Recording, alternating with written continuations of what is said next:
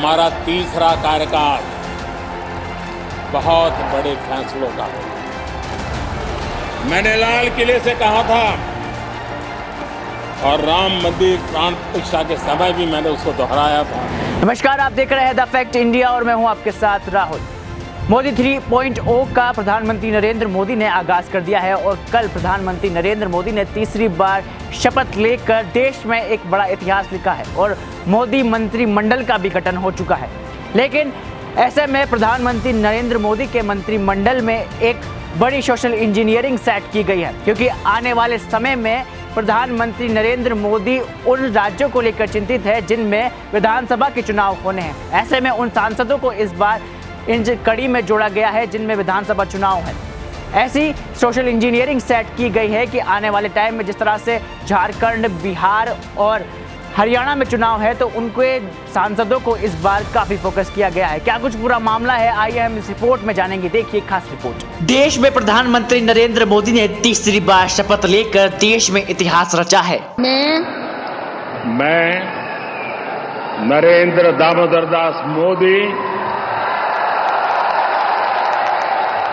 ईश्वर की शपथ लेता हूं कि मैं विधि द्वारा स्थापित भारत के संविधान के प्रति सच्ची श्रद्धा और निष्ठा रखूंगा।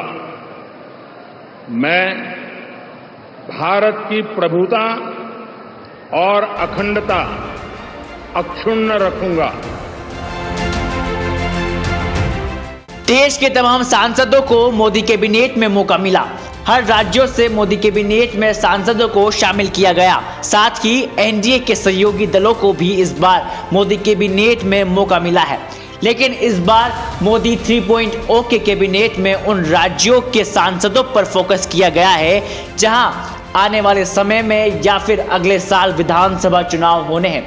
इसी कड़ी में सबसे पहले बात की जाए तो हरियाणा से बीजेपी को 5 लोकसभा सीटों पर जीत मिली है और 5 में से 3 सांसदों को मोदी कैबिनेट में मौका दिया गया है। मोदी कैबिनेट में इस बार पूर्व सीएम मनोहर लाल खट्टर को भी मौका दिया है, तो साथ ही गुरुग्राम से जीतकर आने वाले राव इंद्रजीत को भी मौका दिया है।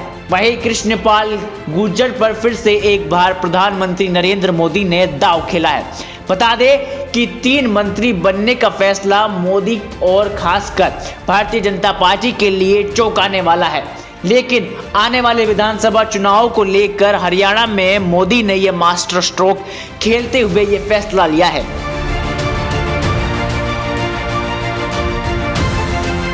वहीं अगर बात की जाए महाराष्ट्र की तो इस बार महाराष्ट्र से 6 मंत्रियों को मोदी कैबिनेट में शामिल किया है, जिनमें नितिन गडकरी, पीयूष गोयल जैसे पार्टी के दिग्गज नेताओं को फिर से एक बार मोदी कैबिनेट में शामिल किया। रावेरा से जीतकर आने वाली बीजेपी की रक्षा खड़से को भी मंत्री पद मिला है। तो वहीं सहयोगी दलों की बात की जाए तो शिवसेना से प्रताप राव जाधव को भी मंत्री पद दिया गया है। साथ ही बात की जाए तो मंत्री पद के इस गठन में शिवसेना से राव प्रताप जाधव को भी मंत्री पद में शामिल किया गया है। तो साथ ही रिपब्लिकन पार्टी के रामदास आठवले को भी मंत्रिमंडल में शामिल किया गया है। आज हमारे लिए बहुत ही खुशी का दिन है, ऐतिहासिक दिन है, क्योंकि 50-60 साल के बाद एक इतिहास में ये सुनहरे अक्षरों में लिखा जाने वाला आज का दिन है, क्योंकि लगातार तीसरी बार प्रधानमंत्री पद पर मोदी जी विराजमान हुए।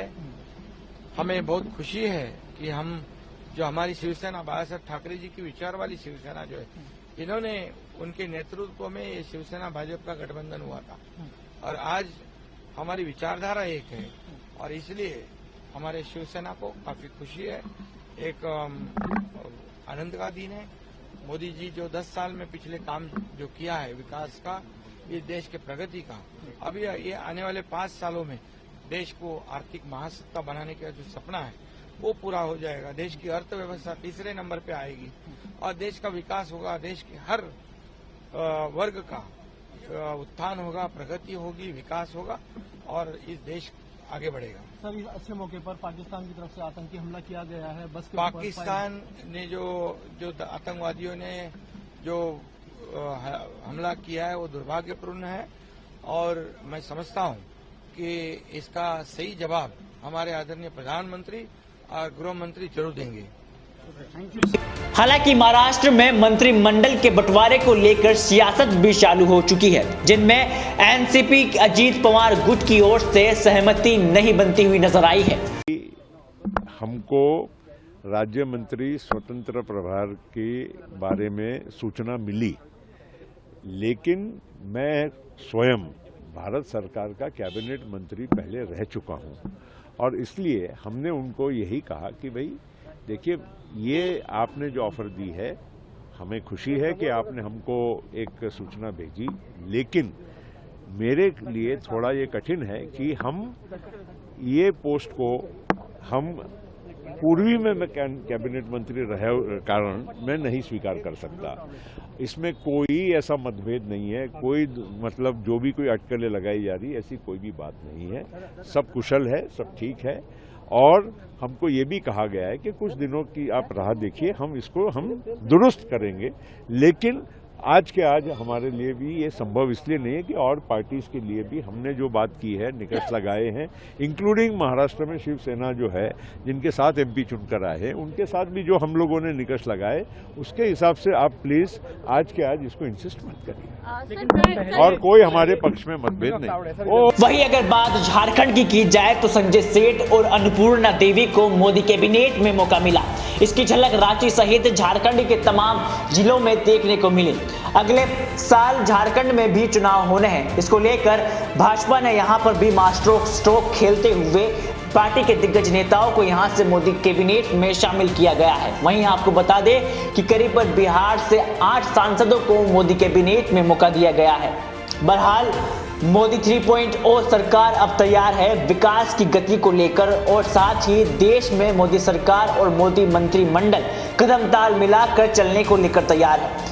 आने वाले 5 सालों में मोदी सरकार किन फॉर्मूलों पर काम करेगी, ये तो अब आने वाला समय ही बताएगा। Bureau report, the fact India.